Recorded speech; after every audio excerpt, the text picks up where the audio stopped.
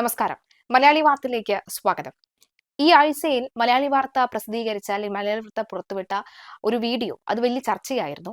അതിൽ പറഞ്ഞത് സാധാരണക്കാരിയും വീട്ടമ്മയും കർഷകയും ഒക്കെയായ ശ്രീലതയുടെ ഒരു അഭിപ്രായമായിരുന്നു. വലിയ രീതിയിൽ അത് വൈറലാവുകയും ഒക്കെ ചെയ്തിരുന്നു. അന്ന് ശ്രീലത പറഞ്ഞ വളരെ വ്യക്തമായ ഒരു പോയിന്റ് ആയിരുന്നു, അതിജീവിത എന്ന് നമുക്ക് ശക്തമായി പറയാൻ സാധിക്കുന്നത് നടി ആക്രമിച്ച കേസിലെ യുവതിയെ തന്നെയാണ് എന്നുള്ളതാണ്. ഇന്നലെ അതിന്റെ സുപ്രധാന വിധി വരുമ്പോൾ ഇതേ ശ്രീലതയുടെ അഭിപ്രായം എന്താണ് എന്ന് നമുക്കൊന്ന് ചോദിക്കാം. അതായത് നടി ആക്രമിച്ച കേസിൽ വളരെ പ്രധാനപ്പെട്ട ഒരു വിധി വരുന്നു. ആ വിധിയിൽ എനിക്ക് തോന്നുന്നു സന്തോഷമുണ്ടോ എന്ന് ചോദിക്കുന്നതിൽ അർത്ഥമില്ല. കാരണം കഴിഞ്ഞ തവണ തന്നെ താങ്കളുടെ അഭിപ്രായം ഒന്ന് പറഞ്ഞു വെച്ചതാണ്. ആ നടിയോടൊപ്പമാണ് എന്ന് താങ്കളുടെ വാക്കിലുണ്ടായിരുന്നു. എന്ത് തോന്നുന്നു കഴിഞ്ഞ ദിവസത്തെ അഭിപ്രായം വന്നപ്പോൾ? എന്ത് തോന്നുന്നു വിധി? കഴിഞ്ഞ ദിവസത്തെ അഭിപ്രായം വന്നപ്പോൾ ഞാൻ എൻ്റെ വ്യക്തമായ ഒരു ധാരണ അനുസരിച്ച് ഞാൻ പ്രതീക്ഷിച്ചിരുന്ന ഒരു വിധി തന്നെയാണ് വന്നതെന്നേ എനിക്ക് പറയാൻ പറ്റത്തുള്ളൂ. ഒരുപാട് പേര് ഞെട്ടിത്തെറിച്ചെന്നും മറ്റുമൊക്കെ പറഞ്ഞപ്പോൾ പ്രതീക്ഷിച്ച വിധിയെന്ന് പറയാൻ കാരണവുമുണ്ട്. ഒരു 2 വർഷം മുമ്പ് തന്നെ കോടതി മുറിക്ക് അകത്ത് തന്നെ നമ്മുടെ അതിജീവിത എന്ന് പറയുന്ന കുട്ടി ഒരുപാട് പീഡനങ്ങൾ വെളിയിൽ അവൾ റേപ്പിന്റെ ആ പീഡനം അനുഭവിച്ചേക്കാട്ട് പീഡനം അനുഭവിച്ചു എന്ന് പറഞ്ഞു രാഷ്ട്രപതിക്ക് വരെ കത്ത് കൊടുക്കുകയും വനിതാ ജഡ്ജിയെ മാറ്റണമെന്നുള്ള അഭിപ്രായമൊക്കെ വന്നതാണ്. അപ്പോൾ അന്ന് തൊട്ടേ നമുക്കറിയാം എന്താണ് ഇതിൽ സംഭവിക്കാൻ പോകുന്നതെന്നും. പിന്നെ ദിലീപിന്റെ അഡ്വക്കേറ്റ് എന്ന് പറയുന്നത് പ്രശസ്തനായ ഒരു അഡ്വക്കേറ്റാണ്. ഒരുപാട് വിധികൾ വന്നിട്ടുള്ളപ്പോൾ അദ്ദേഹം അനുകൂലമായിട്ട് എടുത്തിട്ടുണ്ട്. അത് ആ അഡ്വക്കേറ്റിനെ നമുക്ക് ഒരിക്കലും കുറ്റം പറയാൻ പറ്റത്തില്ല. വക്കീലന്മാരാകുമ്പോൾ അവർക്ക് കിട്ടുന്ന പ്രതികളെ എങ്ങനെയും രക്ഷപ്പെടുത്താനേ കക്ഷികളെ എങ്ങനെയും രക്ഷപ്പെടുത്താനേ അവർ നോക്കുകയുള്ളൂ. അതിൽ അദ്ദേഹം 100% വിജയിച്ചിട്ടുണ്ട്. അപ്പോൾ ആ വിധി പ്രതീക്ഷിച്ചത് തന്നെയാണ്. ഇപ്പോൾ എനിക്ക് പറയാനുള്ളതെന്ന് പറഞ്ഞാൽ ആ വിധി പ്രതീക്ഷിച്ച് ദിലീപ് വെളിയിലോട്ട് ഇറങ്ങുന്ന സമയത്ത് ദിലീപ് പറഞ്ഞ ആ സെന്റൻസുകളിലൂടെയാണ് ഞാനും തുടങ്ങുന്നത്. ദിലീപ് പറഞ്ഞു, ഇനി ഞാൻ തുടങ്ങാൻ പോകുന്നത് എനിക്കിനി മാധ്യമങ്ങളോട് പറയാനുള്ളത്, പൊതുജനങ്ങളോട് പറയാനുള്ള കുറച്ച് കാര്യങ്ങളുണ്ട്. അത് തൊട്ട് ഞാനും ഇങ്ങോട്ട് തുടങ്ങാൻ ആഗ്രഹിക്കുന്നു.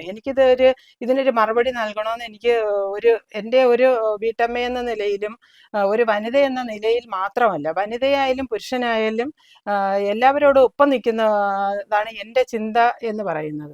അപ്പോൾ മഞ്ജുവിനെതിരെ പറഞ്ഞ ഒരു സെന്റൻസിൽ നിന്ന് തുടങ്ങാം. മഞ്ജു പിന്നെ ക്രിമിനൽ ഗൂഢാലോചനയാണെന്ന് പറഞ്ഞതിലൂടെയാണ് ദിലീപ് അതിൽ പ്രതി ചേർക്കപ്പെട്ടതും എന്ന് പറഞ്ഞു. അപ്പോൾ അദ്ദേഹത്തിന്റെ ആ ഒരു ബോഡി ലാംഗ്വേജ്, അദ്ദേഹത്തിന്റെ മുഖഭാവം, അദ്ദേഹത്തെ ആ വാക്കുകൾ പറഞ്ഞ സ്ട്രെസ് നമ്മൾ സാധാരണക്കാർക്ക് അത് മനസ്സിലാവുന്നതാണ്. മഞ്ജുവിലോട്ട് തിരിച്ചു വിടുന്ന ആ ഒരു ഇത് മഞ്ജു അല്ല ആദ്യം ഇത് പറഞ്ഞത്. ആ കുട്ടിക്ക് പീഡനം ഉണ്ടായ സമയത്ത് തന്നെ അവിടെ മാധ്യമങ്ങൾ എത്തുമ്പോൾ, അത് 8 വർഷം മുമ്പ് നടന്ന കാര്യമാണെങ്കിൽ ഞാൻ അന്ന് തൊട്ട് ഈ എല്ലാ TV-യിലും മാധ്യമങ്ങളിലും പത്രങ്ങളിലും വരുന്ന വാർത്തകൾ ശ്രദ്ധിച്ചിട്ടുള്ള ഒരു വ്യക്തി എന്ന നിലയ്ക്ക് അന്ന് പറഞ്ഞിരുന്നു. ആ കുട്ടി ആദ്യം പറഞ്ഞത് അവളാണ് ചെയ്തത്, അവളെ അമ്മയാണ് ചെയ്തത്. അപ്പൊ അവർക്ക് അന്ന് തന്നെ വ്യക്തമായിട്ട് അറിയാമായിരുന്നു അതിന്റെ ശത്രു ആരാണെന്നുള്ളത്.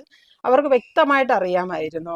എന്ന് പറഞ്ഞാൽ പീഡനം നടക്കുമ്പോഴത്തേക്ക് സുനി അന്ന് പറഞ്ഞിട്ടുണ്ട് എന്തിനു വേണ്ടിയാണ് ഇത് ചെയ്യുന്നതെന്ന് പറയുമ്പോഴത്തേക്ക് തന്നെ പറഞ്ഞിരുന്നു, എനിക്കിതൊരു കൊട്ടേഷനാണ്, ഞാനല്ല ഈ കൊട്ടേഷനാണെന്നുള്ളത് വ്യക്തമായിട്ട് അതിൽ പറയുന്നുണ്ടായിരുന്നു. അപ്പോൾ ആ പീഡനം നടക്കുന്നതെന്ന് പറഞ്ഞ ഒരു സാധാരണ ഇതല്ല. ഒരു റേപ്പാണെന്നുണ്ടെങ്കിൽ അവർക്ക് ഒരു റേപ്പ് കേസ് കൊടുത്താൽ മതി. ഇതെന്ന് പറയുമ്പോഴത്തേക്ക് ഒരു കൊട്ടേഷൻ ആകുമ്പോൾ അത് തെളിയിക്കുന്ന ആ റേപ്പിന്റെ ആ ഒരു ഇത് എത്രയോ കോടതികളിൽ ഇനി അവർ മുൻപോട്ട് പോകുമ്പോൾ ആ കോടതികളിലെല്ലാം ഇത് സാക്ഷ്യപ്പെടുത്തേണ്ട കാര്യമുണ്ട്. അപ്പൊ അതൊരു സാധാ ബലാത്സംഗ കേസായിട്ടല്ല പോകുന്നത്. ആ കുട്ടിയുടെ മാനസികാവസ്ഥ നമ്മളൊന്ന് ചിന്തിക്കണം. അത് എത്ര പേര് കാണണം, എത്ര പേര് അതിൽ നൂലിഴ കീറി അത് വിലയിരുത്തിയിട്ടാണ് ചിന്തിക്കുന്നതെന്ന്. ഇവര് കൊട്ടേഷൻ സംഘം ആണെന്ന്, ദിലീപ് ആണെന്ന് വ്യക്തമായിട്ട് അറിയാവുന്നവർ തന്നെയാണ് എല്ലാവരും. അവരുടെ ഫിലിം ഫീൽഡിലുള്ളവരായാലും അല്ലാതെയും അവർക്ക് വ്യക്തമായിട്ട് അറിയാൻ പറ്റും. അപ്പോഴും അവർ ഇതിനു മുൻപ് ഇത് ക്രൂരകൃത്യം ചെയ്തിട്ടുണ്ടോ ഇല്ല എന്നുള്ളത് നമുക്കറിയത്തില്ല. പക്ഷെ അവർ പ്രതീക്ഷിച്ചത് ഈ പെൺകുട്ടി ഒരിക്കലും ഇങ്ങനെ ഒരു കേസുമായിട്ട് മുൻപോട്ട് പോകത്തില്ല. എന്ന് പറഞ്ഞാൽ നമ്മൾ അത് കാണുമ്പോൾ ആ വിഷ്വൽസ് നമ്മൾ ഒരുപാട് പേരെ കാണിക്കണം. അപ്പോൾ ആ വിഷ്വൽസ് കാണിക്കുമ്പോൾ ഇതുമായിട്ട് ഒരിക്കലും അവർ മുൻപോട്ട് പോവില്ല എന്നുള്ള മുൻധാരണ തെറ്റിയത് അതിജീവിതയുടെ ശക്തമായ ഇടപെടലാണ്. അത് മാത്രമല്ല, പുരുഷന്മാരെ മാത്രം നമ്മൾ കുറ്റക്കാരാണെന്ന് പറയാതിരിക്കാനുള്ള കാരണവും കൂടി, വ്യക്തമായ കാരണമുണ്ട്. അന്ന് അതിജീവിതയുടെ കല്യാണം ഫിക്സ് ചെയ്തിരിക്കുന്ന സമയമാണ്. ആ കുട്ടിയുടെ ഭാവി വരൻ നിന്നതാണ് ഏറ്റവും പ്രധാനമായിട്ടുള്ള ടേണിംഗ് പോയിന്റ് ആയിട്ട് ഇത് മാറിയത്. പിന്നീടാണ് പി.ടി. തോമസ് ഒക്കെ കളത്തിൽ വരുന്നത്. ഏറ്റവും ടേണിംഗ് പോയിന്റ് ആയിട്ട് ഞാനിപ്പോഴും കാണുന്നത് ആ അതിജീവിതയുടെ ഭാവി വരൻ ആ കുട്ടിയോടൊപ്പം നിന്ന് നീ ഇത് നിയമപരമായിട്ട് പോരാടണം എന്ന് പറഞ്ഞെടുത്ത് നിന്നാണ് ഇതിൻ്റെ തുടക്കം വരുന്നത്. അതിനോടൊപ്പം ആ ഭാവി വരൻ നിന്നതിനോടൊപ്പം തന്നെ അവളുടെ കൂട്ടുകാരികൾ നിന്നതെന്ന് പറഞ്ഞാൽ അതും ഒരു കട്ടയ്ക്കുള്ള നിപ്പാണെന്നേ പറയുള്ളൂ. അവരുടെ സിനിമാ ഫീൽഡിലുള്ള അവർ ആ സമയത്ത് നല്ല തിരക്കുള്ള നടിമാരാണ്. അവർ അന്ന് നിന്നത് അവരുടെ ഫീൽഡ് ഔട്ട് ആവുമെന്ന് അവർക്ക് ഉറപ്പുണ്ടായിരുന്നിട്ടും അവളോടൊപ്പം അവർ ചേർന്ന് നിന്നത് നമുക്ക് മലയാളികൾക്ക് നമുക്ക് ഒരിക്കലും മറക്കാൻ പറ്റത്തില്ല. ഒപ്പം നമ്മൾ ചോദിക്കുകയാണെങ്കിൽ ഒരുപാട് സാക്ഷി വിസ്താരമൊക്കെ നടന്നു. 3235ഓളം ദിവസങ്ങൾ നീണ്ടുനിന്ന ഒരു പോരാട്ടമായിരുന്നു ഇത്. ഈ ഘട്ടത്തിലാണ് ഈ ദിലീപിനെതിരെ ആദ്യം മൊഴി നൽകിയിരുന്ന സിദ്ദിഖ്, അതുപോലെ തന്നെ ബിന്ദു പണിക്കർ, ഭാമ തുടങ്ങിയുള്ള നടികളൊക്കെ തന്നെ പിന്നീട് വാക്കുമാറ്റുകയും മൊഴി മാറ്റുകയും ഒക്കെ ചെയ്തിരുന്നല്ലോ. അപ്പോൾ അതുകൂടി കാണുമ്പോൾ നമുക്ക് എങ്ങനെ പ്രതികരിക്കുന്നു? അതായത് ഏതെങ്കിലും ഒരു ഘട്ടത്തിൽ സ്ത്രീക്ക് ശത്രു എപ്പോഴും സ്ത്രീയാണെന്ന് പറയാറുണ്ടല്ലോ. അപ്പോൾ കൂടെ നിൽക്കാനുള്ളിടത്ത് പലരും ഇങ്ങനെ കുഴികാൽ വെട്ടുമ്പോൾ എന്ത് തോന്നുന്നു എന്നുള്ളത്, നമുക്ക് എന്ത് സന്ദേശമാണ് ഇവർ പുറത്തു കൊടുക്കുന്നത് എന്നുള്ള ചിന്തയാണ്. അത് സ്ത്രീക്ക് എപ്പോഴും സ്ത്രീയാണ് പിന്നെ പാരയെന്നൊന്നും ഞാൻ ഒരിക്കലും വിശ്വസിക്കത്തില്ല. സ്ത്രീകളും പുരുഷന്മാർക്കും അവൾക്കൊപ്പവുമുണ്ട്. അതുപോലെ തന്നെയാണ് ആ പ്രതിയെന്ന് ഇനി നമുക്ക് പറയാൻ പറ്റത്തില്ല. കോടതി വെറുതെ വിട്ടിരിക്കുകയാണ്, ഇപ്പോൾ കുറ്റവിമുക്തനായി ആക്കിയിരിക്കുകയാണ്. അപ്പം നമ്മൾ പ്രതിയെന്ന് പറയാൻ പറ്റത്തില്ല. ആ കക്ഷിയുടെ കൂടെയും അവരുടെ സുഹൃത്തുക്കൾ നിന്നിട്ടുണ്ട്. അതും നമ്മൾ ഇപ്പം സജി നന്ദിയേട്ടായാലും പിന്നെ രാഹുൽ ഈശ്വറൊക്കെ ആയാലും അന്ന് ഒരുപാട് പ്രതിസന്ധികളെ തരണം ചെയ്തുകൊണ്ട് അദ്ദേഹത്തിന്റെ ഒപ്പം നിന്നിട്ടുണ്ട്. അത് അവരെ നമുക്ക് കുറ്റം പറയാൻ പറ്റത്തില്ല. എന്ന് പറഞ്ഞാൽ അവർ ഒരു ഫ്രണ്ട്ഷിപ്പിന് കൊടുക്കുന്ന വാല്യൂ എന്ന് പറയുമ്പോഴത്തേക്ക് ചിലപ്പോൾ അങ്ങനെയും കാണാം. അഖിൽമാരൊക്കെ ഇപ്പം വന്നതാണ്. അതിനൊന്നും ആ ഫ്രണ്ട്ഷിപ്പിനോട് നമുക്ക് അതൊക്കെ താൽക്കാലികമായിട്ട് വന്ന് അവരുടെ നേട്ടങ്ങൾക്ക് വേണ്ടി വന്നതാണെന്ന് നമുക്ക് വ്യക്തമായിട്ട് അറിയാം. നമ്മളിപ്പോൾ രാഹുൽ മാങ്കൂട്ടത്തിന്റെ കേസ് എടുക്കുമ്പോഴാണെങ്കിലും അഖിൽമാരാർ പറഞ്ഞ ആ ഒരു ഇതും പ്രസ്താവനയും ഇപ്പോഴുള്ള പ്രസ്താവനയും രണ്ടും ഘടകവിരുദ്ധമാണ്. നമ്മൾ വിലയിരുത്തേണ്ടതാണ്. അദ്ദേഹം പറയുന്നു അദ്ദേഹത്തിന് എന്തോ അമാനുഷിക ശക്തിയുണ്ട്, സുരേഷ് ഗോപി ജയിക്കുമെന്ന് അദ്ദേഹം പറഞ്ഞിരുന്നു. സുരേഷ് ഗോപി ജയിക്കണമെന്നൊന്നും അഖിൽമാരാർ പറയേണ്ട കാര്യമില്ല. അന്ന് ആ സ്ത്രീയുടെ പീഡനം വന്നപ്പോൾ തന്നെ ഇത്രയും നല്ലൊരു ഭാര്യയും ഇത്രയും നല്ല ഒരുപാട് സൗന്ദര്യമുള്ള കുട്ടികളോട് അഭിനയിച്ച് പിന്നെ ഒരു വ്യക്തി ഒരു പത്രപ്രവർത്തകരുടെ തോളിൽ തട്ടിയെന്നും പറഞ്ഞ് ഇത്രയും വലിയ കേസുണ്ടാക്കിയപ്പോൾ അത് അദ്ദേഹത്തിന് അനുകൂലമായിട്ടേ വരുവുള്ളൂ എന്ന് നമുക്കറിയാം. അദ്ദേഹം എന്ന് പറഞ്ഞ ഒരു രാഷ്ട്രീയ പ്രോഡക്റ്റ് അല്ല. അദ്ദേഹം ഒരു മനുഷ്യൻ എന്ന് പറയുന്നത് ഏറ്റവും നല്ലൊരു വ്യക്തിയാണ്. എൻ്റെയൊക്കെ നാട്ടിലാണ് വന്ന് നിന്നാൽ ഞാനും രാഷ്ട്രീയ ഭേദമന്യേ അദ്ദേഹത്തിന് വോട്ട് പിടിക്കാൻ പോകുന്ന ഒരു ഇതാണ്. എന്ന് പറഞ്ഞാൽ അദ്ദേഹം ഒരു മനുഷ്യനായിട്ട് ഏറ്റവും നല്ലൊരു മനുഷ്യനാണ്. അദ്ദേഹത്തിന് ഒരു അധികാരവും കൂടെ വന്നാൽ ജനങ്ങൾക്ക് വേണ്ടി ഒരുപാട് കാര്യങ്ങൾ ചെയ്യാൻ പറ്റുമെന്നും പറഞ്ഞ് രാഷ്ട്രീയത്തിൽ വന്നൊരു വ്യക്തിയാണ്. അല്ലാതെ രാഷ്ട്രീയം കൊണ്ട് ജീവിക്കാൻ വേണ്ടി വന്നൊരു വ്യക്തിയല്ല. നമുക്ക് വീണ്ടും ഈ ഒരു വിഷയത്തിലേക്ക് തന്നെ വരികയാണെങ്കിൽ ഇപ്പോ ആദ്യ നാൾ മുതൽ തന്നെ പത്രങ്ങൾ ശ്രദ്ധിക്കാറുണ്ട്, വാർത്തകൾ ശ്രദ്ധിക്കാറുണ്ട് ഈ ഒരു വിഷയത്തിൽ എന്ന് പറയുന്നു. അപ്പോൾ ജഡ്ജിയെ വേണ്ട, ഈ ഒരു ജഡ്ജിയോട് തനിക്ക് വിശ്വാസമില്ല എന്ന് മുമ്പ് തന്നെ അതിജീവിത പറഞ്ഞിട്ടുണ്ട്. അപ്പോൾ എന്ത് തോന്നുന്നു, ജഡ്ജിയിൽ നിന്നും ഇത്തരം ഒരു വിധി പ്രതീക്ഷിച്ചു? നമുക്ക് അങ്ങനെ കടന്ന് നമുക്ക് വിമർശിക്കാനും കഴിയില്ല, അത് കോടതി ലക്ഷ്യമായി മാറാനുള്ള സാധ്യതയുമുണ്ട്. പക്ഷെ സമൂഹ മാധ്യമങ്ങളിലൊക്കെ തന്നെ ഈ ജഡ്ജിക്കെതിരെ രൂക്ഷമായ ഭാഷയിലുള്ള വിമർശനങ്ങളും വരുന്നുണ്ടല്ലോ. രൂക്ഷമായി വിമർശിക്കാൻ ഞാൻ ജഡ്ജിയെ കോടതി അലക്ഷ്യം വരുമെന്നുള്ളത് കൊണ്ട് തന്നെ അത് നമ്മൾ സാധാരണ പത്രക്കാർക്ക് പറയുന്നത് പോലെയല്ല, നമ്മൾ സാധാരണ ജനങ്ങൾക്ക് പറയാം.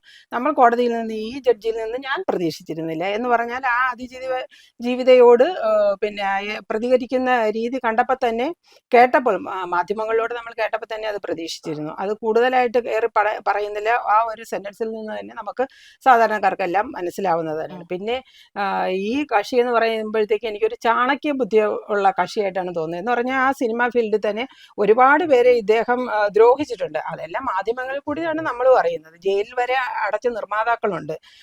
തിലകൻ സാറിനെ പോലെ ഉള്ള ഒരുപാട് പേരെ ക്രൂശിച്ചിട്ടുണ്ട്. അപ്പൊ തന്നെ ഒരു ചാണക്യ ബുദ്ധിയാണ്. എന്ന് പറഞ്ഞാൽ ഒരു സിനിമാക്കാരൻ മാത്രമാണ്, സിനിമയുടെ പണമാണ് അതിൽ ഏറ്റവും കൂടുതലുള്ളത്. സിനിമാക്കാരെന്ന് പറയുന്നത് നസീർ സാർ തൊട്ട് മധു സാർ ഇപ്പോഴും ജീവിച്ചിരിക്കുന്നു. അവർ തൊട്ട് വരുന്ന ഒരു അഭിനയ കുലപതികൾ നമുക്കുണ്ട്. മമ്മൂട്ടി, മോഹൻലാൽ, അങ്ങനെയുള്ള ഒരുപാട് കുലപതികളുണ്ട്. അവർക്കൊന്നും ഇല്ലാത്തൊരു ചാണക്യ ബുദ്ധി ഉണ്ട്. എല്ലാം ഇപ്പോൾ തന്നെ മാധ്യമങ്ങൾ പറയുന്നു, അല്ലെ സപ്പോർട്ട് ചെയ്യുന്നവർ പറയുന്നുണ്ടല്ലോ, ഇദ്ദേഹത്തിന് വന്ന നഷ്ടം, ഇദ്ദേഹം കഷ്ടപ്പെട്ടാണ് ആ ഫീൽഡ്, ഏത് സിനിമാ ഫീൽഡല്ല ഏത് രാഷ്ട്രീയ ഫീൽഡായാലും നമ്മൾ ഇങ്ങേയറ്റം ഞാനൊരു കർഷകയാണ്, അതിൽ തന്നെ നമ്മൾ ഒരുപാട് അതിജീവിച്ചാണ് നമ്മൾ മുന്നോട്ട് പോകുന്നത്. നമുക്കൊന്നും അതുപോലെയുള്ള വരുമാനമില്ല, നമുക്ക് പണമില്ല, പണം ഒഴുകുന്ന ഒരു സോഴ്സാണ് ഇതെന്ന് പറയുന്നത്, സിനിമയെന്ന് പറയുന്നത്. അപ്പൊ ആ ഒരു പണം അർഹതയില്ലാത്തവരുടെ കയ്യിൽ എത്തിച്ചേർന്നപ്പോൾ അത് ആൾക്ക് എന്തും ആഗ്രഹിക്കുന്നത് എന്ത് സ്വന്തമാക്കാമെന്ന് ഉള്ളൊരു വ്യഗ്രത, അതിനു വേണ്ടി ഈ ചാണക്യ ബുദ്ധിയും പണവും സ്വാധീനവും എല്ലാം കൂടി കലർന്നപ്പോഴത്തേക്ക് അദ്ദേഹത്തിനുണ്ടായ ഒരു ഇത് തന്നെയാണ്. അതാണ് ആ പ്രതി അല്ല, കുറ്റവിമുക്തൻ ഇറങ്ങിയപ്പോൾ പോലും മഞ്ജുവിനെതിരെ ആ പറഞ്ഞതിൽ കൂടെ തന്നെ നമുക്ക് വ്യക്തമാണ്. പിന്നെ എന്ന് പറഞ്ഞ പ്രപഞ്ച ശക്തികൾ ഒരുപാടുണ്ട് അദ്ദേഹത്തിന്റെ. ഞാൻ പറഞ്ഞില്ലേ, 8 വർഷം തൊട്ട് ഞാൻ ഈ മാധ്യമങ്ങൾ ശ്രദ്ധിക്കുന്ന കാര്യമാണ്. അപ്പോൾ ഒരുപാട് പേര് പറയുന്നുണ്ട്, പിന്നെ അമ്പലങ്ങളിൽ പോകുന്ന ദൈവവിശ്വാസം മാത്രമല്ല, ഒരു അന്ധവിശ്വാസത്തിന്റെ ഒരു മേഖലയാണ് രാഷ്ട്രീയവും സിനിമയെന്നൊക്കെ പറയാം. അതിപ്പം നമ്മുടെ അഡ്വക്കേറ്റ് പിന്നെ അതിജീവിതയ്ക്കുള്ള അഡ്വക്കേറ്റ് തന്നെ പറഞ്ഞിട്ടുണ്ട്, കൂടോത്രത്തിന്റെ കാര്യമൊക്കെ പറഞ്ഞിട്ട്. അത് പറയാൻ അവർക്ക് തന്നെ ഒരു ആക്ഷേപമാണ്. പക്ഷെ അതിൽ ചെറിയ സത്യങ്ങളുണ്ട്. ഇപ്പം മഞ്ജുവിനെതിരെ ഇദ്ദേഹം കളിക്കുന്ന കളി, അദ്ദേഹത്തിന്റെ മകളിലൂടെ കളിക്കുന്നത് ഞാൻ നോക്കിക്കാണുന്നത് അങ്ങനെയൊക്കെയാണ്. മകളിൽ പിന്നെ പണമുണ്ടെങ്കിൽ ഏറ്റവും നല്ല ആൾക്കാരെ വെച്ച് പിന്നെ അദ്ദേഹത്തിന്റെ കൂടെ നിർത്താൻ ഒരുപാട് മാർഗങ്ങളുണ്ട്. മകൾക്ക് എന്തെങ്കിലുമൊക്കെ അത് ചെയ്ത് അദ്ദേഹത്തിന്റെ ഒപ്പം നിർത്തുന്നു. അതാണ് മഞ്ജുവിനോട് ചെയ്യുന്ന ഏറ്റവും വലിയ പ്രതികാരം. ഇപ്പൊ ഇറങ്ങിയിട്ടുള്ള പ്രതികാരത്തിന്റെ കഥ പറഞ്ഞാലും ഇത് തന്നെ. മഞ്ജുവിന് ഒരു സാധാരണ ഒരു വിവാഹ മോചനമല്ല കിട്ടിയിരിക്കുന്നത്. എല്ലാവരും മഞ്ജുവിനെതിരായിട്ട് സംസാരിക്കുന്നവർ പറയുന്നു, ആദ്യത്തെ വിവാഹ മോചിതയല്ലല്ലോ എന്ന് പറയുന്നിടത്ത് നമ്മൾ ചിന്തിക്കേണ്ട വേറൊരു കാര്യം, മകളെ ഒപ്പം നിർത്തുന്ന രക്ഷിതാക്കളും ഉണ്ട്, അച്ഛൻ്റെ അടുത്ത് നിൽക്കുന്നവരുമുണ്ട്. പക്ഷേ അതിനോടൊപ്പം തന്നെ അദ്ദേഹത്തിന്റെ വിവാഹത്തിൽ മകളുടെ ഇഷ്ടപ്രകാരമാണ് ഞാൻ രണ്ടാമത്തെ വിവാഹം കഴിക്കുന്നതെന്നും മഞ്ജുവിനെ മൈൻഡ് ഗെയിം വെച്ച് തകർക്കാൻ വേണ്ടിയാണ് പിന്നെ കാവ്യയോടൊപ്പം നിർത്തി. അതും എല്ലാം ഈ മന്ത്രവാദവും കൂടോത്ര എല്ലാം അത് നമ്മൾ എത്ര ഇല്ലെന്ന് പറഞ്ഞാലും പ്രപഞ്ചത്തിൽ എന്തൊക്കെയോ അദൃശ്യമായ ശക്തികൾ ഉണ്ടെന്ന് വിശ്വസിക്കുന്ന ഒരാളാണ് ഞാൻ. അത് നെഗറ്റീവായിട്ടും പോസിറ്റീവായിട്ടും ഉണ്ട്. അത് പണമുള്ളിടത്ത് അത് വിശ്വസിക്കുന്ന ദിലീപിനെ പോലെ അമിതമായിട്ട് വിശ്വസിക്കുന്ന ആള് മഞ്ജുവിനെതിരെ ഇനി കളിക്കാൻ പോകുന്നത്. ആ കുട്ടിയുടെ കല്യാണം വരുമ്പോൾ പോലും മഞ്ജുവിനെ മാറ്റി നിർത്തി കാവ്യയെ മുൻനിർത്തി. അപ്പോഴതാണ് ആ മൈൻഡ് ഗെയിം എന്ന് പറയുന്നത്.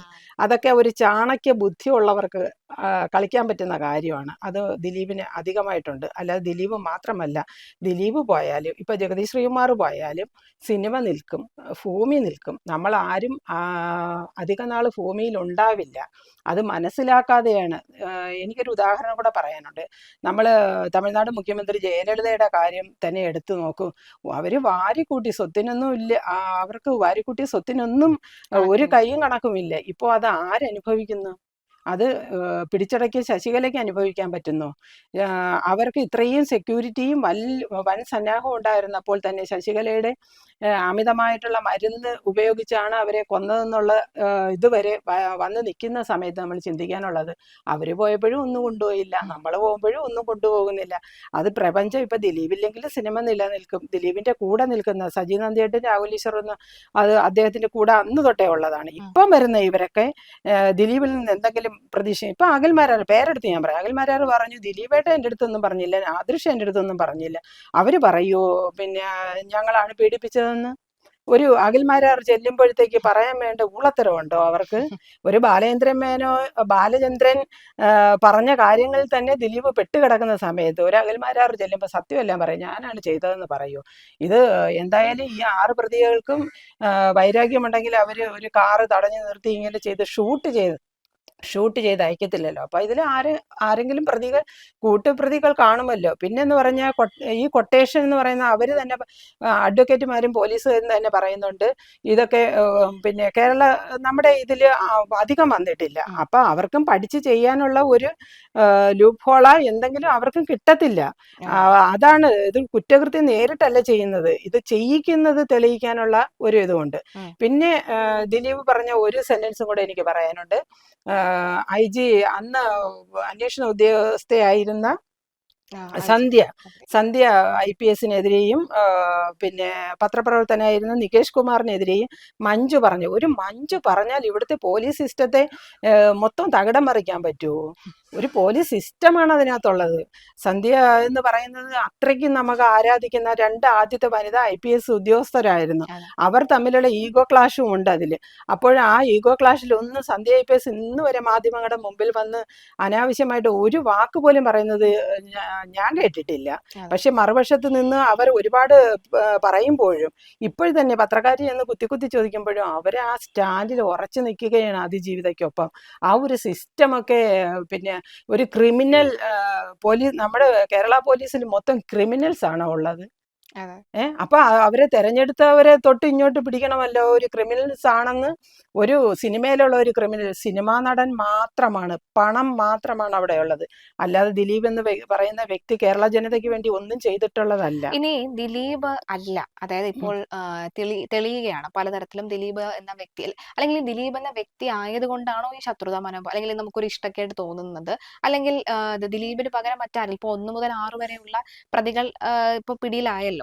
അപ്പോൾ അവിടെ നമ്മൾ നിലനിൽക്കുന്ന ചോദ്യം എന്തിനു വേണ്ടി, ആർക്കു വേണ്ടിയാണെന്ന് വരുമ്പോൾ ദിലീപ് അല്ല മറ്റൊരു പേരായിരുന്നുവെങ്കിലും സമാനമായ സ്റ്റാൻഡ് തന്നെ ആയിരിക്കുമോ ദിലീപ് എന്ന് പറയുന്ന വ്യക്തിയുടെ അടുത്ത് വൈരാഗ്യം തോന്നേണ്ട യാതൊരു കാര്യമില്ല. എങ്കിൽ പിന്നെ അതാ ഞാൻ പറയുന്നത്, ദിലീപിനെക്കാട്ടും മുമ്പേ ഉള്ള മധുസാർ വരെ ഇപ്പോഴും ജീവിച്ചിരിക്കുന്നുണ്ട്. മമ്മൂട്ടി മോഹൻലാലൊക്കെ കുലപതികളായിട്ട് ഇവിടെ നിൽക്കുന്നുണ്ട്. എന്താ അവരെ നേരെയൊന്നും ഇത് ആരോപണം വരാത്തത്? അപ്പൊ ഇദ്ദേഹം തന്നെ പറയുന്നുണ്ട്, ഞാൻ എല്ലാ ഫീൽഡിലും വന്നതിന്റെ അസൂയ കൊണ്ടാണ്. എല്ലാ ഫീൽഡിലും വരുന്ന എത്ര പേരുണ്ട്? എങ്കിൽ പിന്നെ അംബാനിക്കെതിരെയൊക്കെ അസൂയ കൊണ്ട് പൊറുതി മുട്ടുമല്ലോ. അംബാനിയും ഇപ്പൊ അതുപോലെ തന്നെ നമ്മുടെ യൂസഫ് അലി സാറും അവരുമായിട്ടൊക്കെ എന്തുവാ ചെയ്യുന്നത്? പണത്തിന്റെ അതൊന്നും അല്ല, നമ്മൾ ചെയ്യുന്ന പ്രവൃത്തിക്ക് നേരെയാണ് എപ്പോഴും വരുന്നത്. വളരെയധികം നന്ദി ശ്രീലത. അതായത് കഴിഞ്ഞ 8-8.5 വർഷത്തോളമുള്ള പത്രവാർത്തകളുടെയും മാധ്യമ റിപ്പോർട്ടുകളുടെയും അടിസ്ഥാനത്തിൽ വ്യക്തമായി മനസ്സിലാക്കിയ തനിക്ക് തോന്നിയ കാര്യങ്ങൾ ഇതാണ്. ഒരു പൊതുജനം എന്ന നിലയിലുള്ള അഭിപ്രായമാണ് ഇപ്പോൾ ബോധ്യപ്പെടുത്തുന്നത്. ശ്രീലതയുടെ അഭിപ്രായം വളരെ വ്യക്തമാണ്. ഇത് തന്നെയായിരുന്നു ഒട്ടുമിക്ക വീട്ടമ്മമാരുടെ അഭിപ്രായം എന്നാണ് ഇപ്പോൾ സമൂഹ മാധ്യമങ്ങളൊക്കെ തന്നെ പരിശോധിക്കുമ്പോൾ മനസ്സിലാകുന്നത്. അവളോടൊപ്പം എന്ന ഉറച്ച നിലപാട് തന്നെ നിൽക്കുന്നു.